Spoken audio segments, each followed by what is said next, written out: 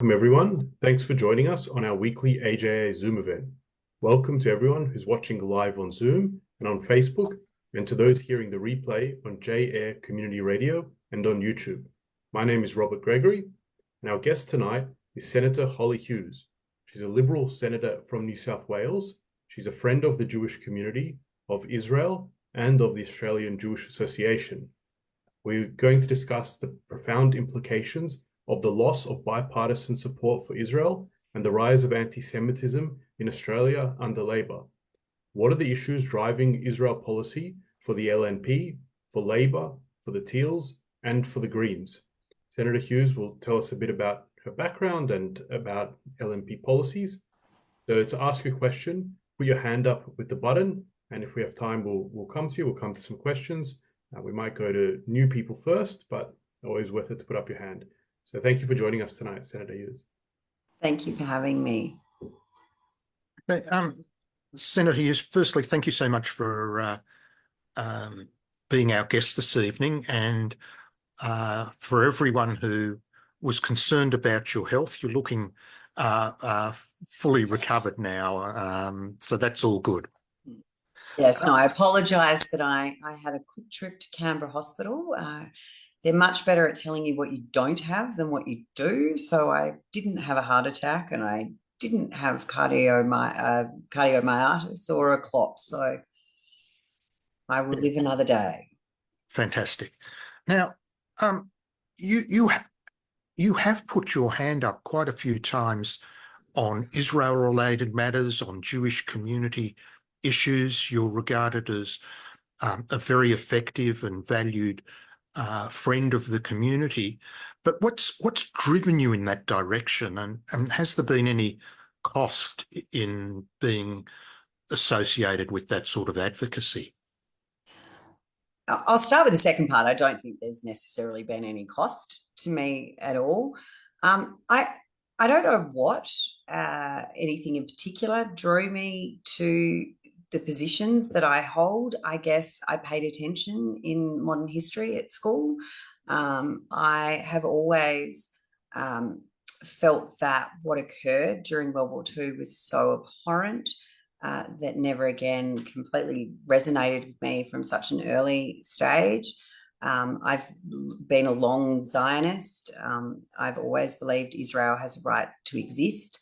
And because I am a reader of history and a lot of history, I wasn't maths and science at school. I was, 3 in English, 3 in ancient and modern, and loved my history. And it never occurred to me that this wasn't the right thing to support. I firmly believe and always have that Israel has a right to exist. I think Israelis have been in that region for thousands and thousands of years. And I say this as a Catholic, and having been taught all of those biblical stories that talk about the Israelites. So it really has been a no-brainer for me that this is the right thing to do. But David, you know me, you are never left wondering how I feel on an issue, and I have no problem in being very strong and supportive. I had the privilege of going to Israel probably, I guess it was 18 months ago, and just fell in love, absolutely fell in love with Israel. And my husband will tell you, every night I rang home, he said, I can just hear it in your voice, how much you are loving being there and being in Israel and experiencing everything about it. It almost did feel like the center of so many religious beliefs and so much of our culture and the way humanity has evolved. It was just a very profound experience to be there. Well, let's jump straight into the politics. As you're a senator, and that's your good part of your life. Prior to the last election, there was a relatively bipartisan approach to Israel and Jewish community issues, and we were assured by the Labor Party that that bipartisanship would continue, but almost immediately after taking office, it started to disintegrate and has got worse and worse ever since. what's your explanation? I mean, you're not accountable for the Labor Party, but from your knowledge and understanding, what's happened? Well, there's always been a split in the Labor Party. The Labor left have always been the ones pushing for pro-Palestinian motions at their federal Labor councils or conference, whatever they call it. And it's always been the Labor right who have been the strong supporters of Israel. And I think if you look at Labor history and their former leaders, most have been from the right. Probably the only one from the left was Julia Gillard. And, you know, for everything that anyone says about Julia, you know, it was almost back in those days with the Rudd Gillard contest. For people that liked Rudd, you were heavily advised not to meet him. For those that didn't like Gillard, you were heavily advised not to meet her. She's actually a really lovely person and really quite sensible. And so I think in the past you've seen either Labor right or still that adoption of Labor right values, particularly when it came to national security and came to our relationship with Israel.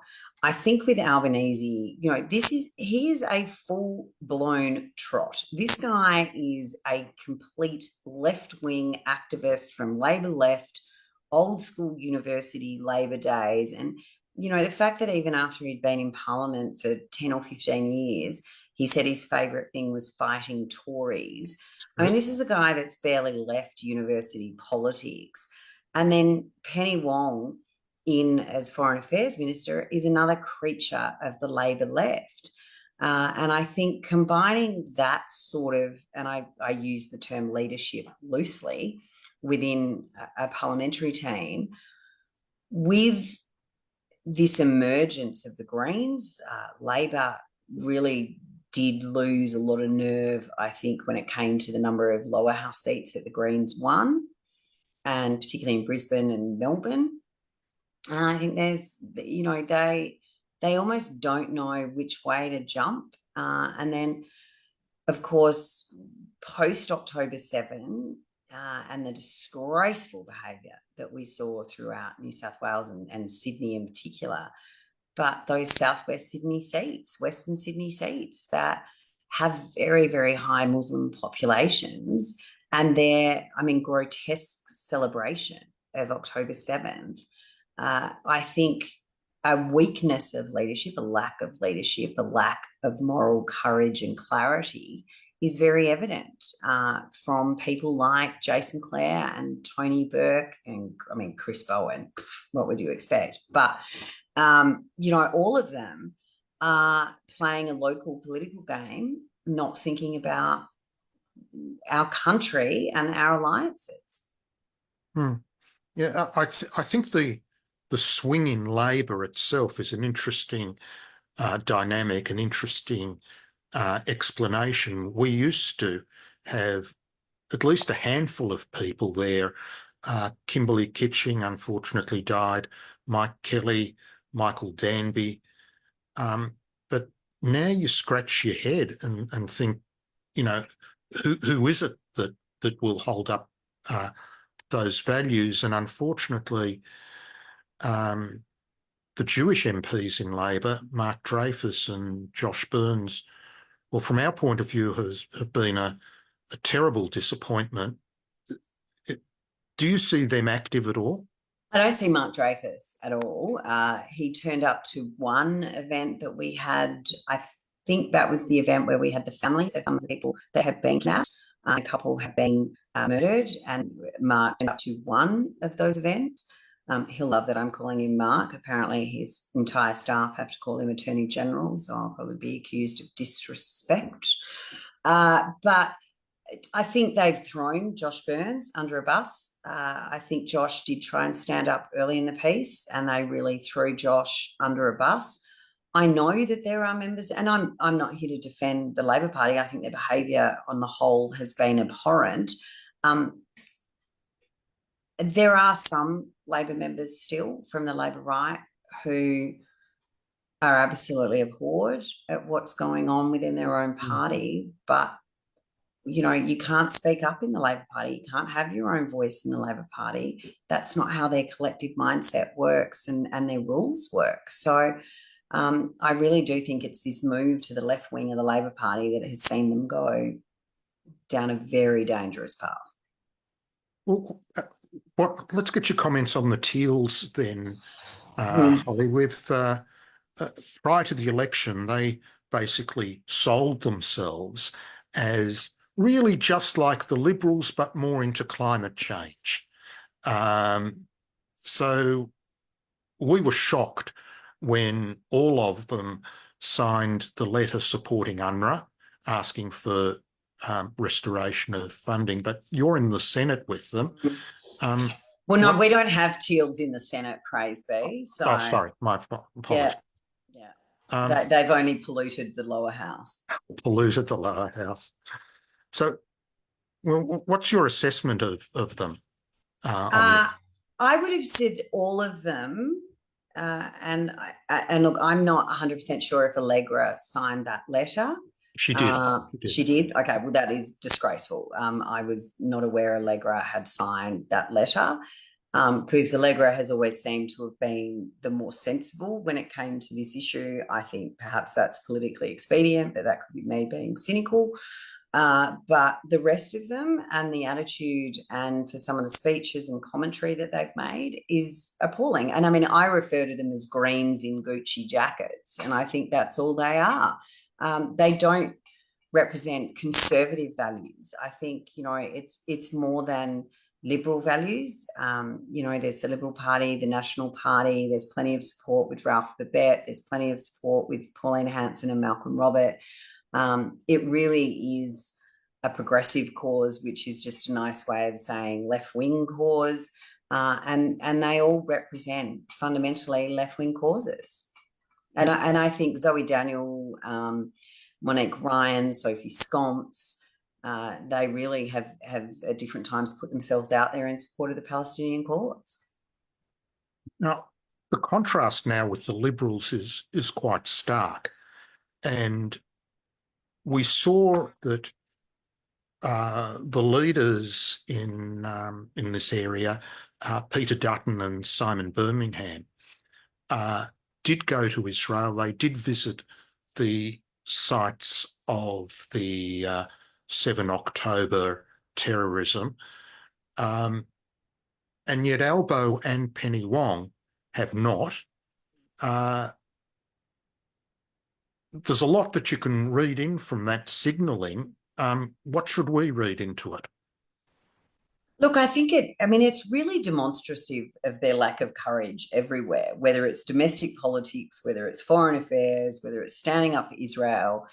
They are just completely ill-equipped when it comes to leadership. I actually, not long before I joined you, got off the phone because I was hoping to join a delegation to Israel for the October 7th commemorations. Unfortunately, the timing of where I am in the world is not going to work with me getting to Israel because I'm already going to be overseas.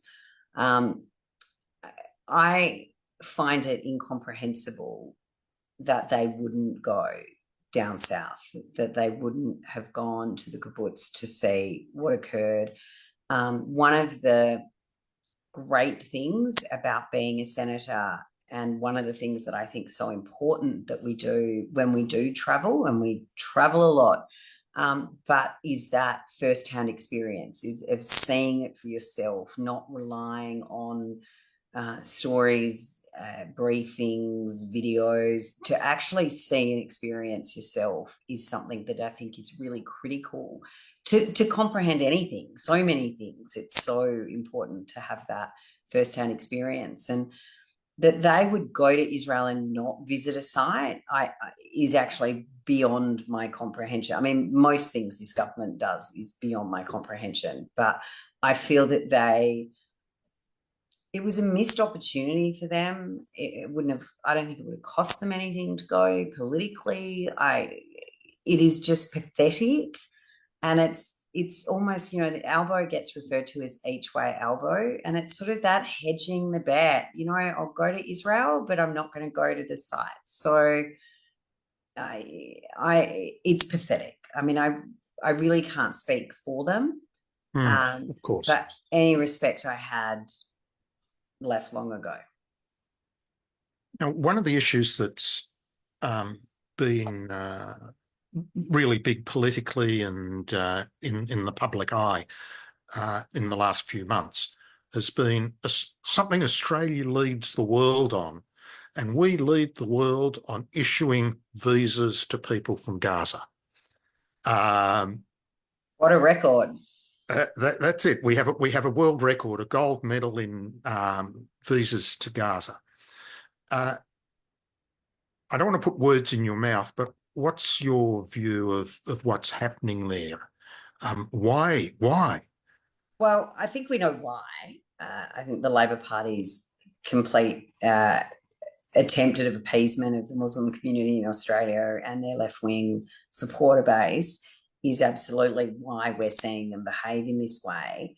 The most fundamental role of a national government, the most fundamental role of this parliament is to keep Australians safe. That is absolutely what the government should be doing. And we're now seeing a situation where you and I know, anyone who's been to Israel, anyone who's seen the reports into UNRWA, I had an argument with the then Prime Minister of Palestine in his office in Ramallah about the pay for slay policy, about all of the different things that Palestinian children are taught from a very, very young age. I mean, it is disgusting to see an UNRWA textbook, to see what these children are indoctrinated in. No child is born to hate. No child is born with prejudice. This is something that is a learned behaviour. And these kids are taught from the youngest of age that martyrdom is something that they should be aiming for. They are taught to hate Jews. They are taught to hate Israel. They're taught to hate any of the infidels. You know, I'm pretty sure me as a Catholic's not up there on their fan list. You know, we know, I mean, Queers for Palestine blows my mind because they'd throw them a rooftop party. You know, but the hatred that is taught at such a young age and ingrained in them to grant this huge volume of visas. These are Gazan refugees. Well, these are all people who've gone through UNRWA schools. These are all people Correct. who have been taught to hate Israel, to hate the Jews, to hate infidels, to martyr themselves. And without the proper security checks, it is incredibly reckless of this government to, in less than 24 hours, approve visas and then to say, oh, we can't get them in on a certain visa, so we'll get them in on a tourist visa until we get them here. And then you have ministers say no country would send anyone back to Gaza. So if they're found to be unsafe, where are they going? Yeah, I'm sceptical as to whether security screening is indeed possible from there, and certainly not quickly.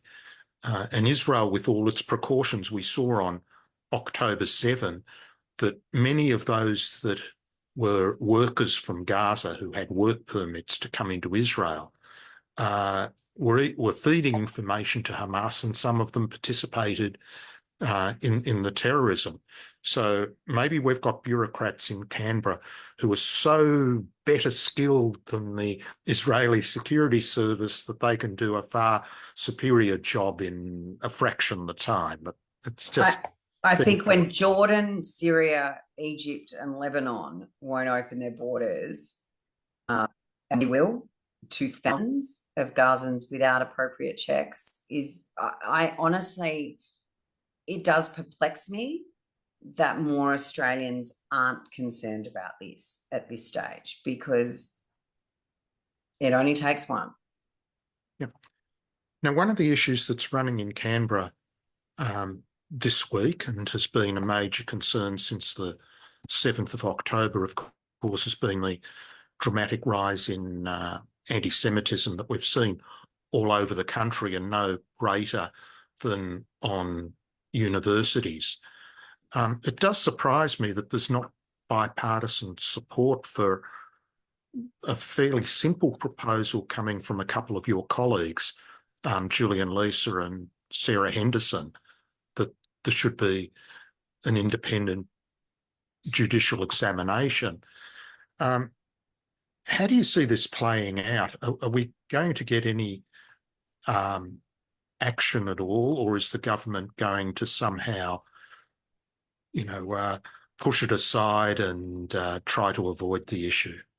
Oh, I think they'll absolutely try to avoid the issue. I don't think that requires any intellectual fortitude. They will absolutely try to avoid the issue. They will pretend that they do not support anti-Semitism, yet you try and find any of them referencing any of the people that were abducted, referencing the women that were raped and murdered. It is just not in their vocabulary to acknowledge, but you'll hear about Gazan babies or whatever it is that they want to talk about. It is so one-sided when you hear these discussions. Sarah Henderson, at the moment, she has an inquiry that has just started. I think they had a hearing last night or the night before, and they have one on Friday. I'm actually overseas from tomorrow night, so won't be there. Otherwise, I would have been. Into what's happening on campuses with regards to anti-Semitism. The Greens have substituted Marine Faruqi onto the committee. It's so insulting. It's base politics at the lowest possible level. Marine Faruqi tried a motion again today that was defeated. These people are deluded. I mean, they care about so many issues affecting women and children, unless it's Israeli women and children, unless it's Jewish women and children. And it's so obvious. I mean, they don't even pretend to hide it anymore. And I find it disgusting. I really struggle. And, you asked me at the beginning how I came to this. I don't know how anyone, and so, look, I'm in my late 40s. What we were taught at school from primary school right through around World War II, I mean, how anyone doesn't understand what occurred in the 30s and 40s, how anyone doesn't understand how disgraceful and disgusting and abhorrent and long-lasting and tragic and devastating, and I can't even use the words that I really want to use about what occurred then. To look at what happened on October 7th and not be able to start drawing parallels, to not be able to start drawing the lines, and you look at the way the media has responded, and you look at the way some politicians have responded and some countries have responded. The UN vote, I'm not sure if it's occurred or not yet. I know it's up tonight. I actually met with Amir, the ambassador, this morning, and we were talking about it. But the fact that Australia has to be spoken to by the US to not support this absolute abhorrent resolution. And to all of the people that are listening and watching, as an Australian politician, as a member of the federal government, I'm embarrassed that our government is behaving this way. Yeah. You mentioned the term base politics, Hollie, and one of the things that's been discussed in the last few weeks is Muslim votes matter, or similar names. I guess modelled on what's happened in the UK with some success over there in their regional council elections. What's the effect in Australia so far? Where do you see that going? I have to say, at the moment, it feels like it was a bit of a flash in the pan. They really did kind of have one day of big media that we're going to be this great force, and much has happened since then. I think they're going to find it very difficult. I mean, anything political You know, this might be a secret or not, but most people that run for politics have a pretty healthy ego. And when you start getting those groups of people together, it's not always that easy to pull them together to work together. I'm not sure it's going to have the impact that was perhaps originally forecast. And, you know, it's like so many ethnic groups or religious groups. You know, the Sunnis hate the Shiites probably more than they hate someone else. So I don't know if it's going to have the impact that they may have, and then the media probably built it up to be, because I certainly haven't seen or heard any particular momentum behind it, which I hope is a good thing. I absolutely hope that they have failed already and will, you know, the worst thing I think that could ever happen in a country like Australia is that we end up in some sort of situation where we have parties and candidates and MPs or senators who are, you know, part of a religious movement. That's not how our democracy in our secular country works. So I do take some solace in that a lot of people that have left countries under persecution have left countries because of the treatment of women, because of the way children are educated, wanting to give them a better opportunity in Australia, that they are at least sensible enough to have not bought some of the politics of home here, because I think that's what a lot of them were trying to get away from. Yeah. Okay, well, let me just ask you put one proposition to you that I think when you say it's not going to have much of an effect, you might be talking electorally. Yes. That they're not going to get candidates. I am talking electorally. So I'll put this hypothesis to you. They're actually having an effect from a policy perspective in that they're helping to shift Labor and the Greens.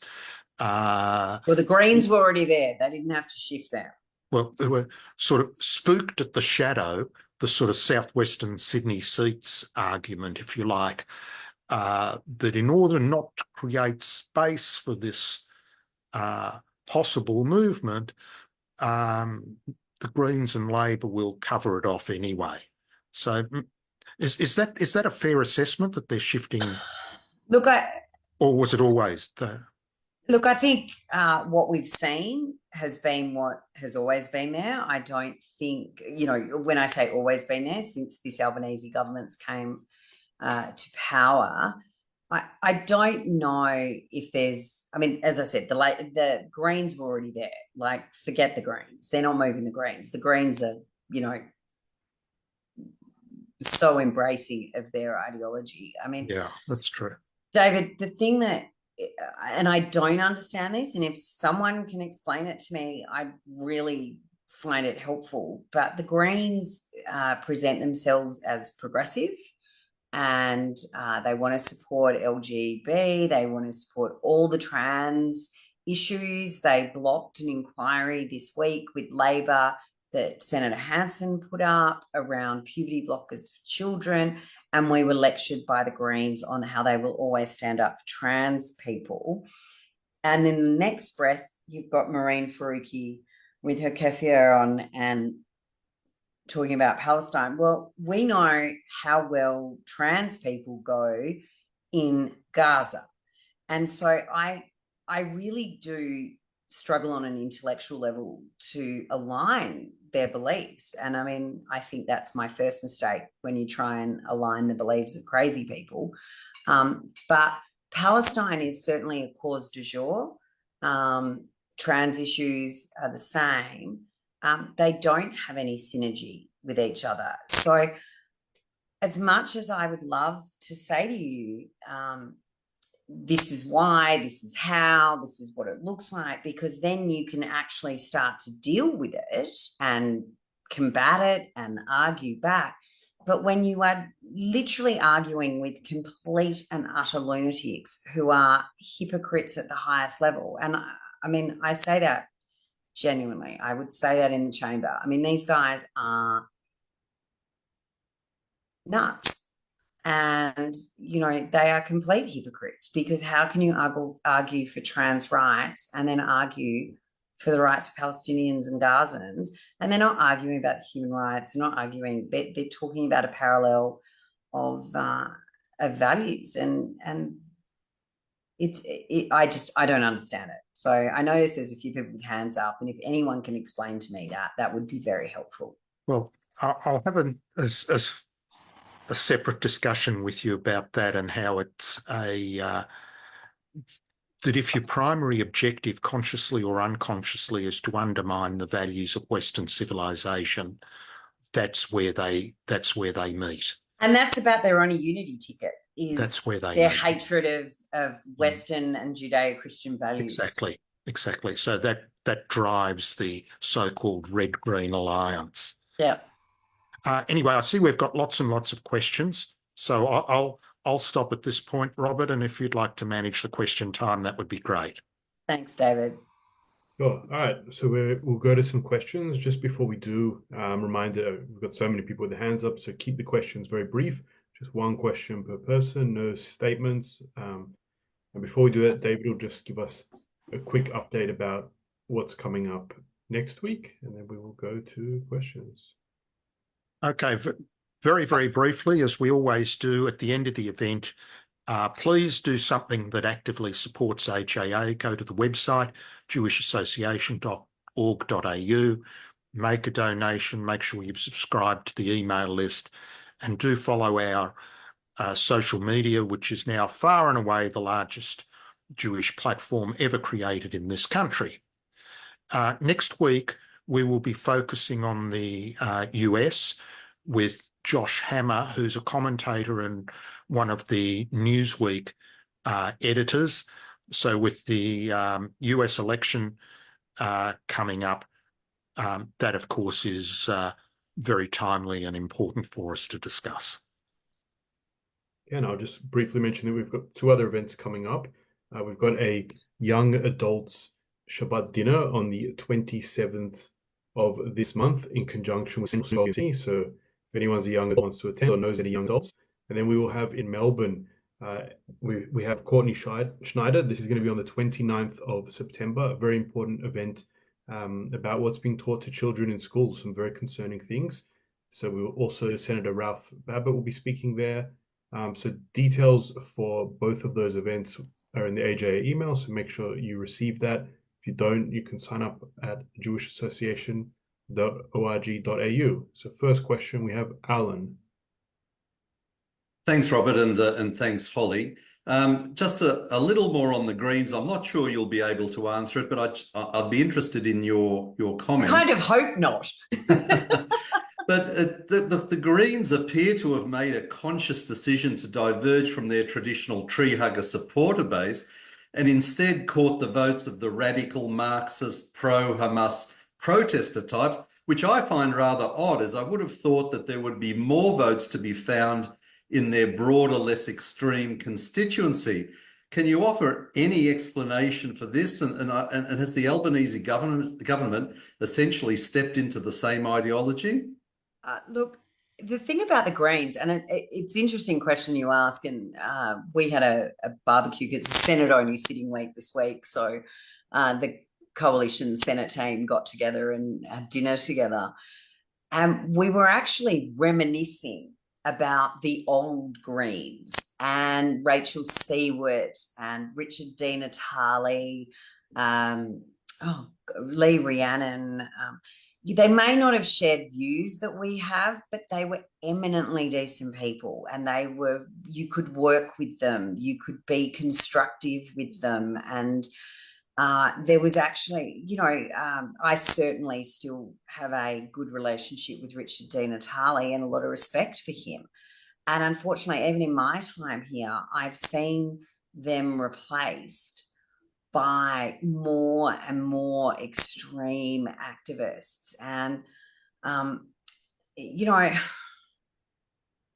of you know my plight within the New South Wales division of the Liberal Party, and being in the centre of the party doesn't seem to work. anymore. You need to be on an extremist flank to get pre-selected, to be put up. And it's a really sad state, I think, almost across the board, of this move to extremist or the farthest left or right ideology. And certainly the Greens have been pre-selecting lately people who are much more activist, much more of the old university activist model. They're not the Bob Brown environmentalist. We do have a bit of fun in the Senate every time Senator Hatz-Young brings up the koalas. We taunt Maureen Faruqi about how many she killed in her Port Macquarie development when she tore all the trees down to build her townhouses. But they're not what they were. And I sometimes refer to them as their pyramid of values, if you like. And again, I use values very, very loosely. But renewable energy is at the top. Probably their pro-Palestinian stance has come, maybe it's second, maybe trans rights just pips Palestine. But, you have to go a very long way down on their issues of interest to get to environmental ones. And again, they will sacrifice for the environment or anything environmental if it means putting up a wind turbine or a solar farm. So they're not the party they used to be. Unfortunately, their voting constituency hasn't caught up. And then we have an education system that a lot of these kids are going to school being taught by teachers who are one-stop or full-blown Marxist and leaving school and voting Green. And that's where we as parents and grandparents, everyone need to get involved. My kids know they vote Green, they're out of the wheel. End of story. My daughter was in a modern history teacher lesson in new school, and her teacher was talking about Trump, and all they wanted to talk about was the sexual claims against Trump. And she sent me a message going, well, I put my hand up and said, what about all the jobs he created? What about all the industries he reinvigorated? And I'm like, oh, I finally did something good as a parent. But, our kids are being taught that the Greens are this harmless, environmental, standing up for the good of humanity kind of party. And they're not. They're dangerous. They're economic vandals, and they're very, very dangerous. Yeah, people would be surprised. In the recent local government elections in New South Wales, we received a lot of tip-offs about different Greens candidates, not all of it which made it to the media. And one of them was a representative of the Fatah terrorist organization. He didn't win council seat, but there's some very out there people. Next question, Jason. Yeah, good evening, Senator. Look, just quickly, my question is, given that revolutionary movements usually turn on themselves and eat their own children, so we're thinking Pol Pot, Chairman Mao, do you think it's possible, beneficially, that the Greens might very well wind up turning on themselves and disintegrating? Gosh, we can all live in hope, but I'm not quite sure it's going to happen in our lifetime. And I mean, praise be, in Australia, we don't tend to, resort to Pol Pot politics. So, we don't end up with burial fields, but they're a very scary proposition for our democracy, and there's no doubt about that. There isn't an economics textbook that they haven't run 3 miles from. They believe everything is the magic pudding of spending. No one should work. No one should pay. I mean, their economic credentials themselves should rule them out of any position, but their social beliefs are generally very, very frightening. I think we're a long way from them eating themselves, though. Okay, next up we have Solomon Green. Thank you. Thank you. Look, last weekend, the New South Wales local government elections saw Greens make inroads, and very much the ALP had their butts kicked. When the ALP is so beholden to the left and the way they are, what hope have we got come this next election? Look, and I'm going to be really honest with you. it always surprised me, particularly during the Voice campaign. And I'm not saying AGA was one of them, but there were, I think, a number of particularly Jewish groups that were very supportive of the Voice, that had a quite left-wing perspective, and they were absolutely in disbelief, because I obviously know many of them, and they were in disbelief that the same people they thought they were in solidarity with, in support of the Voice, within milliseconds became pro-Palestinian and anti-Semites fundamentally. I think there does need to be acceptance, perhaps more broadly, within the Jewish community, and certainly at the moment, that on the left side of politics, on the progressive side of politics,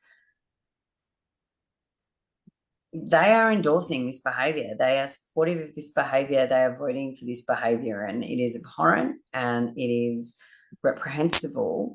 But if people go in Wentworth and vote for Allegra, if people go in and vote for Tanya Plibersek in Sydney, or they go and vote for any of these people, that's what they're going to get.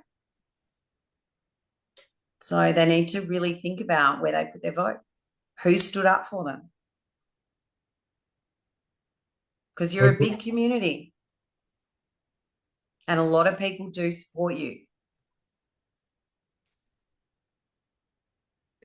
Hopefully there's been a bit of a wake up in the Jewish community. AJA was obviously the only Jewish organization to come out against the Voice, and hopefully some of the roof bodies that were pushing for the Voice have learned something, because if the Voice would have gotten up, just to do with the timing of it, probably one of the first issues they would have gotten involved in would be Gaza, and yeah, would have been terrible. Debbie, you're up next.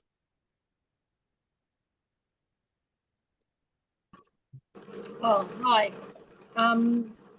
Yeah, my question is one of policy or procedures for policing.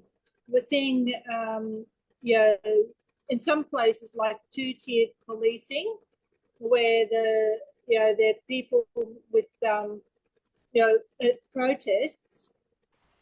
If you're from one group, you kind of are allowed to get away with what's it called, being a bit more aggressive, but and the police kind of think that the safest thing is to remove the victim of the aggression. But in other areas, the police are more are more stricter. I don't know if that's the best way to describe it. Is there something that can be done to protect members of the public so that they can go about their business, without and have, so the police are able to handle large mobs who might otherwise get out of control? Policing is a state issue, and obviously in federal parliament, so we don't have direct oversight of that. It's run by each state, but I'm not passing the buck here.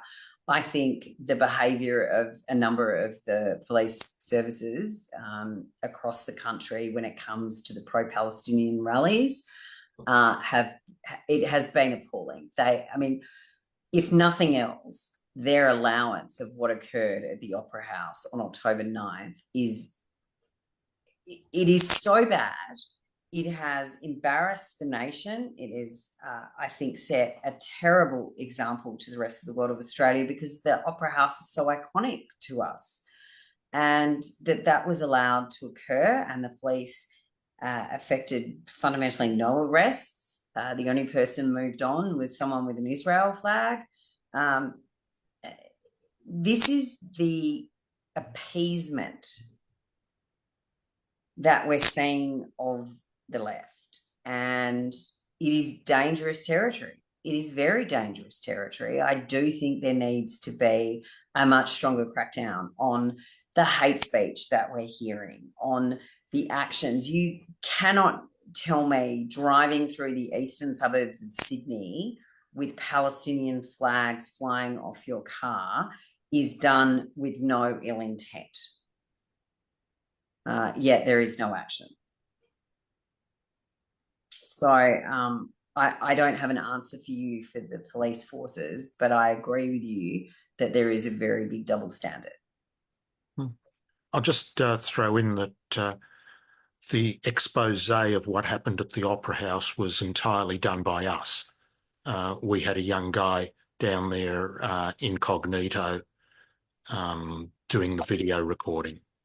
Wow, I didn't know that. Yeah, we gave it to Learn something every day, David. Yeah, we lost track when it had 50 million views around the world. Wow. We were contacted by, Fox in the US and European media and obviously Israeli media, and out it went, big time. That was us. The police, New South Wales police heard something different to the people there. That's all right. Well, I know what I heard. I thought I heard them say, and we've got stat decks saying the same thing. That's other people there heard. But anyway, so next up we have Jeff.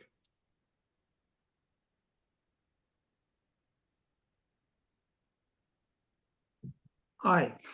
Greetings, Senator. Nice to have you with us. Could you please find me one Labor person who actually tacitly or expressly or implied supports Israel?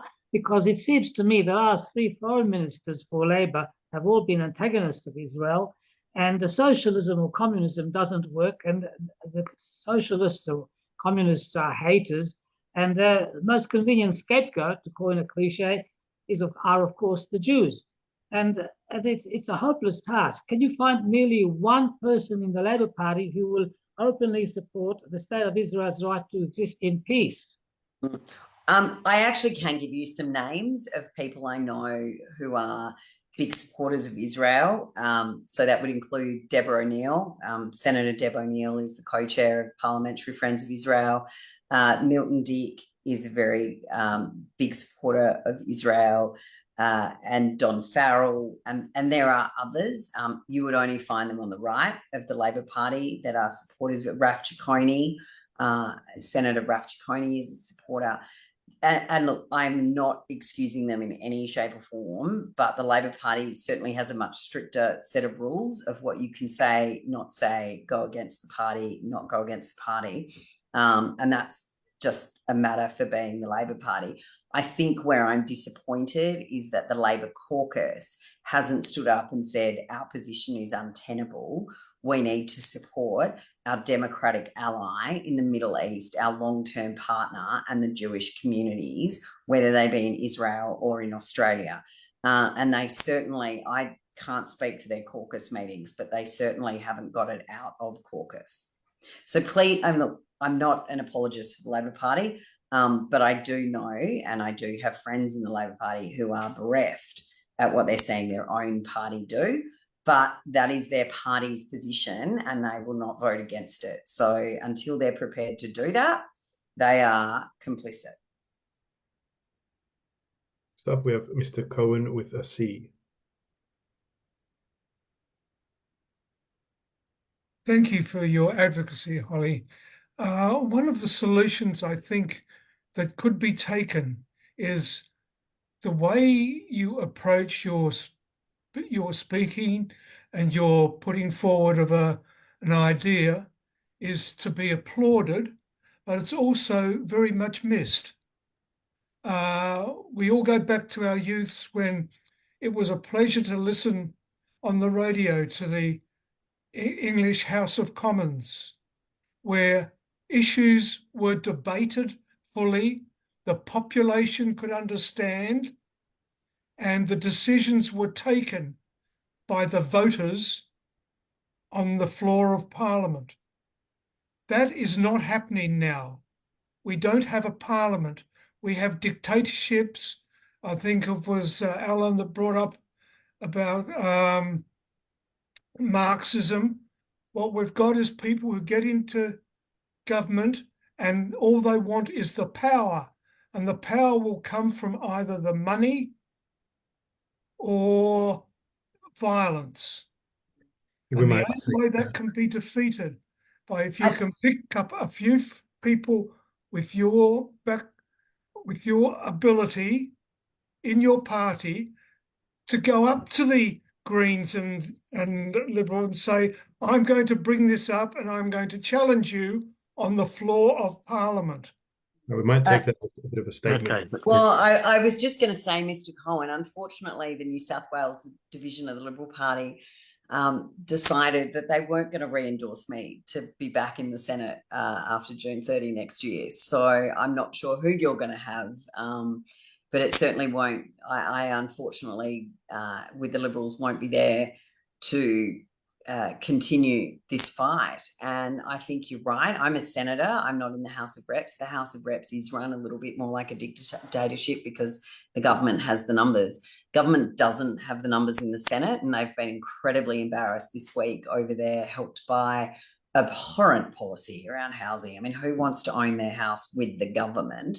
But the Senate is actually where we can get change, where we can get movement. It is possible, and to be fair, again, I'm not a fan of the Labor Party. I'm not their supporter, but I want you to understand, it is the Greens. Labor are beholden, but when the Greens have put up the most abhorrent anti-Semitic motions, we have actually voted with Labor to defeat it in the Senate.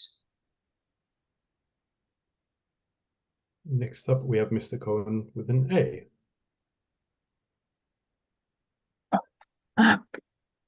So my voice a bit weak. About why the Palestinians get support from groups that you can't understand. I think it comes down to well, this is my answer anyway. It comes down to the oppression binary. The Arab world is a great appearance of looking as the victim of oppression. And so they naturally attract groups. The trouble is the source of the oppression is the Quran itself.